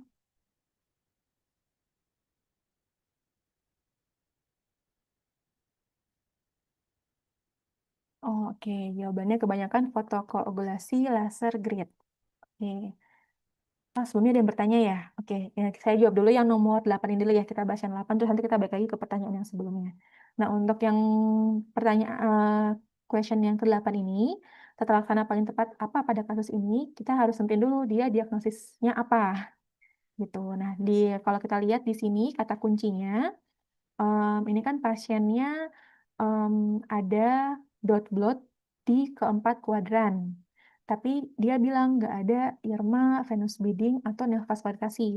Berarti dia masuk ya NPDR yang derajat yang berat ya, karena udah ada 4 kuadran, ada dot blood hemorrhage. Nah, NPDR yang derajat berat, tadi kalau berdasarkan algoritma, kita ingat-ingat dulu nih, kita keep dulu. Terus selain NPDR yang derajat berat, ada edema makula, tapi edema makulanya ini non-sentral pada pemeriksaan OCT. Nah, jadi di sini tindakan tata laksananya yang paling tepat kalau berdasarkan PNPK berarti kan diagnosisnya adalah NPDR yang mata kanan NPDR berat dan edema makula non-sentral. Jadi jawaban yang paling tepat itu seharusnya yang kalau untuk yang C ya. Jadi yang NPDR beratnya kan kita lakukan PRP. PRP tadi itu kan dia fokusnya di bagian perifer.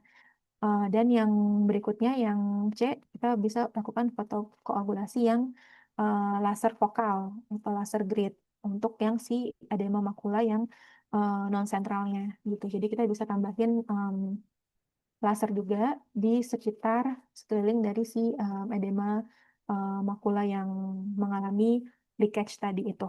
Jadi kita FFA dulu biasanya buat tahu di mana sih titik bocor-bocornya. Nanti kita lasernya berdasarkan dari area di sekitar yang bocor-bocor itu. Jadi kalau misalnya hanya fotokoagulasi panretinal aja, karena ini dia letaknya di perifer, jadi kadang nggak nyampe ke bagian dekat makula gitu. Jadi biasa tambahin juga fotokoagulasi yang vokal di dekat area makula yang mengalami kebocoran. Jadi jawabannya yang paling tepat itu yang C ya teman-teman. Gitu.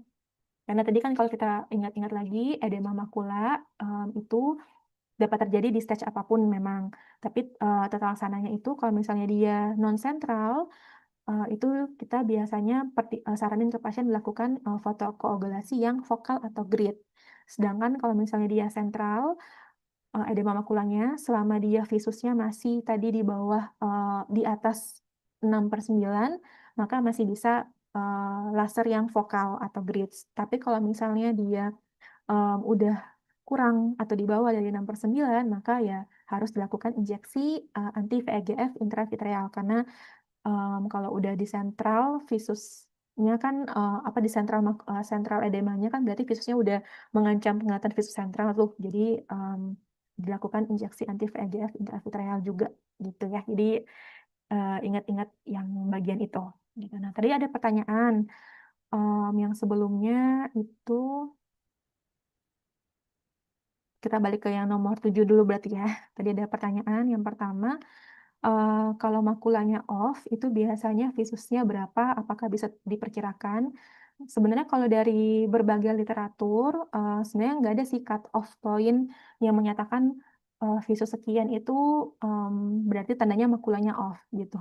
Tapi dari pengalaman klinis, jadi kalau misalnya dari klinis sehari-hari, kita temuin pasien kalau misalnya visusnya itu udah di kalau dari derajat WHO ya udah masuk ke derajat yang visus yang udah berat atau di bawah dari 3/60 tuh biasanya, apalagi dia kejadiannya mendadak, uh, itu kita bisa pertimbangkan dia ablasi retina yang makulanya off gitu. Salah satu pertimbangannya makula off kalau visusnya turun mendadak dan turunnya tuh misalnya udah masuk ke derajat WHO yang berat. Jadi di bawah dari 3/60 kita bisa pertimbangkan makula off. Tapi nggak menutup kemungkinan kalau misalnya visusnya 3/60 ataupun 4/60, tapi makula off itu juga bisa jadi ada gitu. Soalnya belum ada literatur yang mencatat cut off point-nya gitu. Tapi semakin buruk visusnya, kemungkinan makula off-nya itu semakin besar sebenarnya sih gitu. Nah, kemudian pertanyaan berikutnya lagi, bila sudah terjadi traksional, apakah lapang pandang akan tertutup sebagian juga kah, Dok? Nah, tergantung. Karena kan kalau berbicara soal pemeriksaan lapang pandang, itu kan berbicara soal apakah optik saraf matanya kita itu juga terkena atau enggak. Karena kan lapang pandang ini kan berhubungan erat sama nervus 2 ya.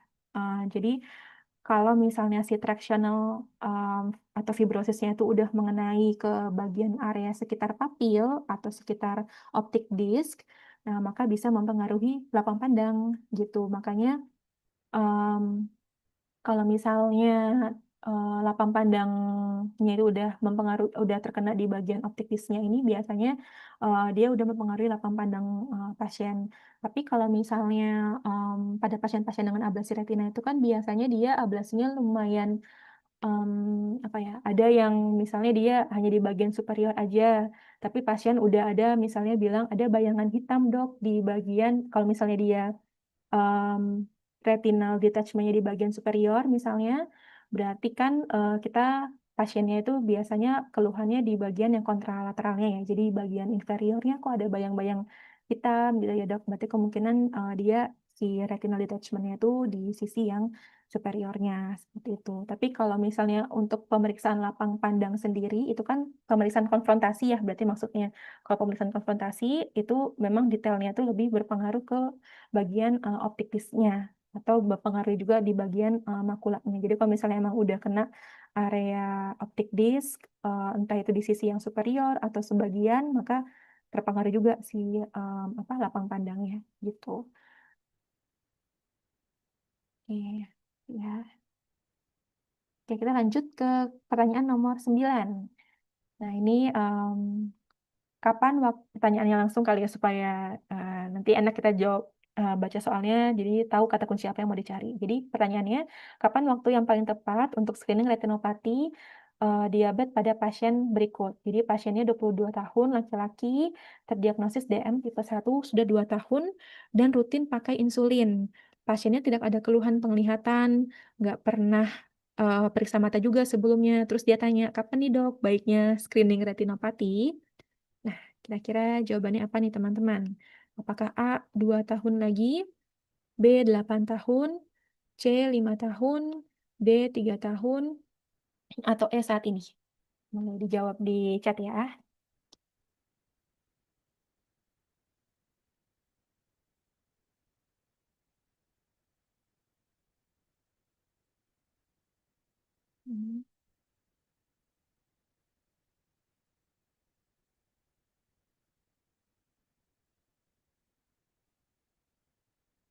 Hmm, baru 2 orang nih yang jawab.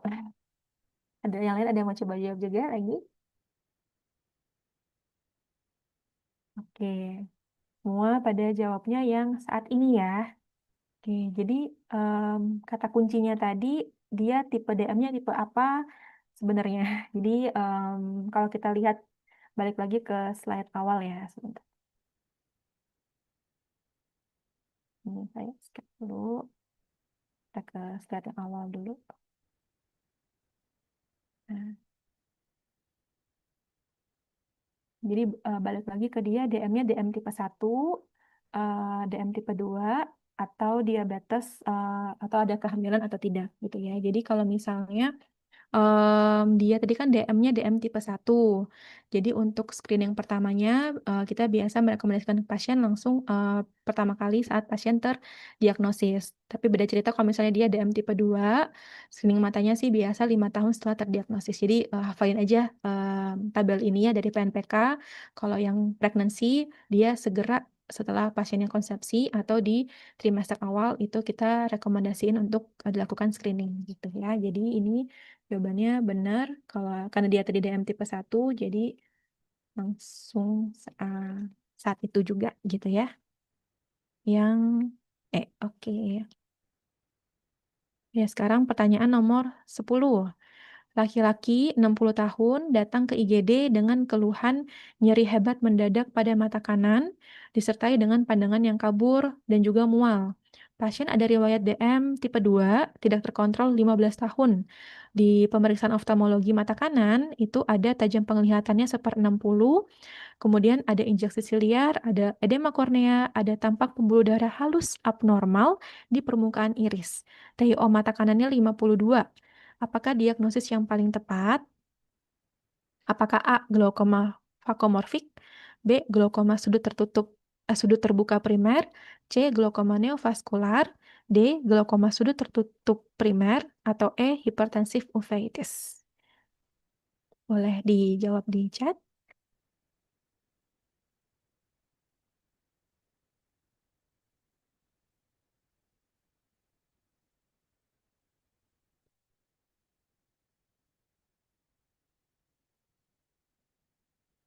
Saya bacakan lagi soalnya ya. Jadi tanda-tandanya tadi pasien laki-laki 60 tahun ke IGD karena nyeri hebat mendadak di satu mata kanannya. Pandangannya juga kabur dan mual, ada riwayat DM tidak terkontrol. Pemeriksaan matanya ada tajam penglihatannya turun jadi 1/60, terus di segmen anteriornya ada injeksi siliar, ada edema kornea, sama ada pembuluh darah halus abnormal di iris dengan TIO-nya itu 52.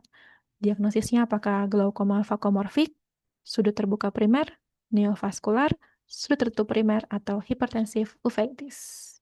Yang jawab tadi baru satu orang. Oke, ya udah. Ada lagi yang mau coba menjawab mungkin?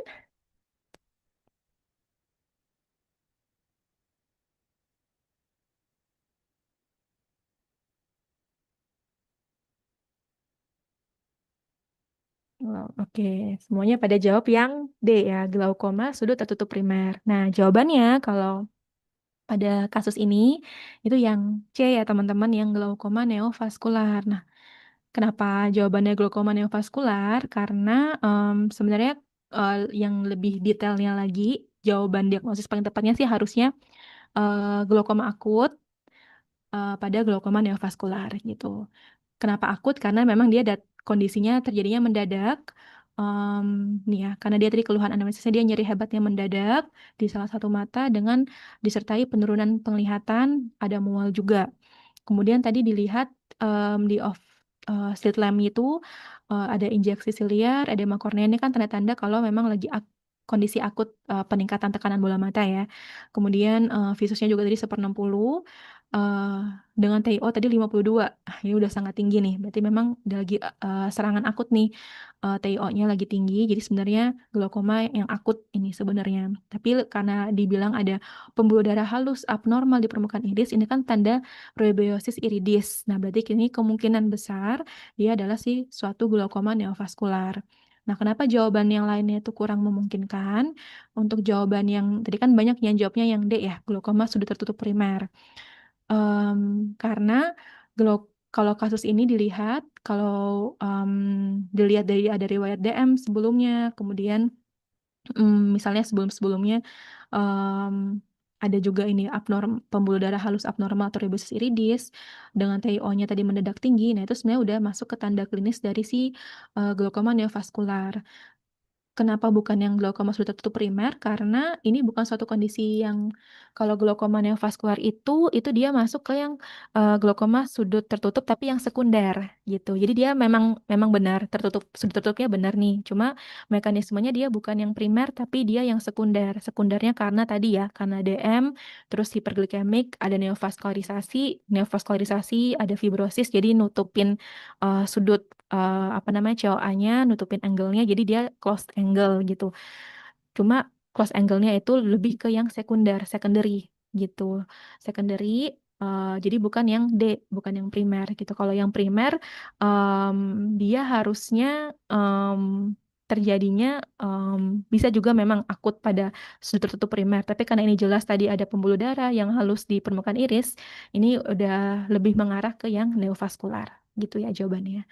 Jadi jawaban untuk yang nomor 10 lebih ke C gitu. Kalaupun misalnya mau jawab yang D, ini harusnya sudah tertutup akut, tapi yang sekunder bukan primer gitu ya. Karena kalau primer kan dia mekanismenya karena ini ya, karena si struktur dari angle-nya sendiri gitu kan. Tapi kalau ini kan karena akibatnya vaskularisasi jadinya tertutup, nah itu berarti prosesnya yang sekunder gitu. Oke, kita lanjut ke pertanyaan terakhir, teman-teman. Nanti kalau misalnya masih ada yang bingung habis ini boleh ditanyakan lagi ya. Pertanyaan terakhir, diagnosis apa yang paling tepat untuk pasien ini? Ini gambarnya seperti ini. Pasien laki-laki 56 tahun dengan keluhan penglihatannya kabur sudah memberat 2 bulan terakhir. Terus dia mengeluh silau yang cukup hebat saat berkendara di siang hari dan kesulitan membaca. Tapi penglihatan jauhnya sebenarnya relatif lebih baik saat berada di tempat yang teduh. DM-nya ada, udah 2 tahun yang lalu. DM tipe 2 sudah dari 12 tahun yang lalu. Nah, kira-kira apa jawabannya?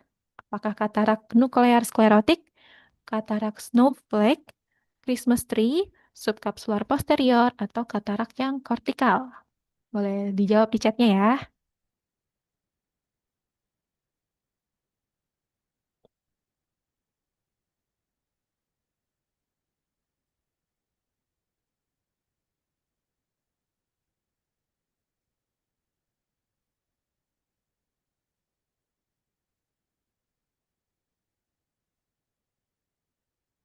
Oke, ya. Yang lain ada yang mau coba jawab lagi? Ini baru satu orang sih yang jawab. Udah 2 orang deh. Oke, jadi jawabannya yang benar adalah katarak yang subkapsular posterior itu. Karena kalau dilihat dari gambaran ininya, slit lamp-nya ini, dia kekeruhannya letaknya di lebih ke area belakang di kapsul yang dekat posterior ya. Sedangkan kan kalau kita lihat ini kan lensa ya, ini lensa. Kalau diambil gambaran slitnya, ini berarti anteriornya, korteksnya, kemudian ini korteksnya di anterior ya, ini nukleus, kemudian di bagian belakangnya lagi nih baru ada si bercak-bercak putih ini dan bercak-bercak putihnya karena dia lokasinya lebih ke posterior, maka gambarannya ke katarak subkapsular posterior yang D gitu. Kalau katarak yang kortikal, dia gambarannya bukan seperti ini. Yang kortikal tuh dia biasanya kayak ada putih-putih apa bercak-bercak putih juga, tapi dia dari korteks menuju ke sentral. Itu gambaran yang kortikal tuh biasanya. Sedangkan kalau yang tadi snowflake itu yang tadi seperti di PPT sebelumnya ya, cuma dia lebih khasnya kalau snowflake ini dia pada gambaran yang DM tipe 1. Sedangkan kan tadi ini pasiennya jelas udah pasien dewasa, dia ada DM tipe 2 dan gambaran sistemnya seperti ini. Jadi paling tepat adalah D yang subkapsular posterior. Oke, pertanyaannya sudah habis, sudah selesai teman-teman. Nah, sejauh ini ada yang mau ditanyakan atau yang kurang jelas kira-kira?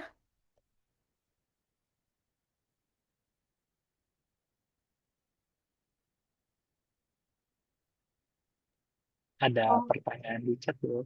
Oh iya, yang warna putih di bagian depan ini disebabkan oleh apa? Nah, kalau bagian putih di depan ini normal lensanya. Jadi apa? Menandakan bagian korteksnya. Jadi masih kelihatan kalau sebenarnya ini pengambilan gambar slit lamp-nya kalau misalnya kita lihat sih di bagian depan ini sebenarnya masih masih normal ya ini. Nah, ini. Kalau misalnya ada kekeruhan yang tampaknya di kapsul anterior, itu harusnya ada lebih putih lagi dari yang ini seharusnya. Yang putih yang ini kan dia diffuse nih, rata sama dari atas sampai bawah, bagian tengah juga sama. Ini menandakan bagian korteks dari lensa. Ini masih normal nih korteks lensanya. Kemudian ke bagian bagian dalam bagian nukleus nih, dia udah mulai agak pekat-pekat, kuning, dan di bagian posterior ini, bagian belakang, baru ada muncul sih bercak-bercak putih-putih ya. Jadi yang putih-putih di bagian depan ini itu masih gambaran korteks anterior yang masih normal gitu. Kapan kita tahu ada gambaran yang abnormal kalau ada gambaran putih-putih yang dia bercak-bercak aja lebih putih lagi dari ini. Berarti itu kemungkinan ya ada kekeruhan di bagian yang kapsul yang anterior. Tapi selama dia diffuse rata gini, warnanya nggak ada bercak-bercak aneh-aneh yang lain, ini masih normal gitu.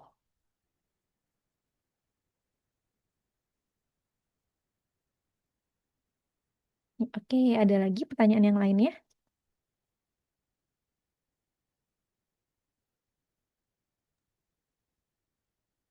Oke, Dokter Agnes, thank you banget sudah membagikan materi hari ini ya. Lumayan banget nih 1,5 jam kita bahas retinopati diabetes. Sedikit info nih Dokter Agnes nih sebenarnya satu angkatan sama aku nih. Ya, cuman sekarang dia udah mau lulus bentar lagi. Tinggal sisa skripsi doang ya, Dok. Kita Iya. doain ya Mohon supaya doanya, lulus. amin. Dia kalau di mata tuh ujian board duluan. Jadi dia udah Hmm. selesai ujian nasionalnya khusus presiden mata lah. Gitu. Dia tinggal lihat aja. Eh, terus banyak banget dapat informasi baru ya dari Dokter Agnes.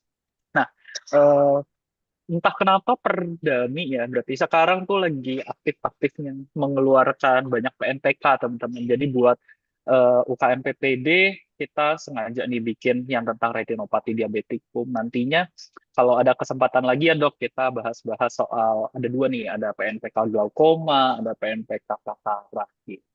Buat Boleh. teman-teman yang tertarik gitu buat masuk ke residensi mata, nah mungkin nanti boleh nih tanya-tanya info sama Dokter Agnes. Ya, pokoknya ditunggu aja acara-acara berikutnya sama Atria. Kalau teman-teman ada mau pertanyaan, boleh ditanyakan lagi ya. Eh, aku juga mau bilang apa ya? Oh ya, Dokter Agnes ini sering aku tanya-tanya teman-teman. Jadi kalau ada pertanyaan dari kalian yang susah tuh biasanya aku lempar dulu. Dok, ini jawabannya gimana? Kayak gitu. Oke, ada beberapa teman kalian yang tanya soal rekaman sama PDF pembahasan. Nanti akan kita berikan. Tunggu informasi di grup aja ya, teman-teman. Karena nanti ada feedback yang berguna buat Atria sama buat Dokter Agnes juga. Terima kasih partisipasinya, teman-teman, untuk hari ini. Aku Juven dari Atria, Dokter Agnes juga kami izin pamit dulu ya. Terima kasih semuanya. Dadah. Makasih semuanya. Good luck ya teman-teman.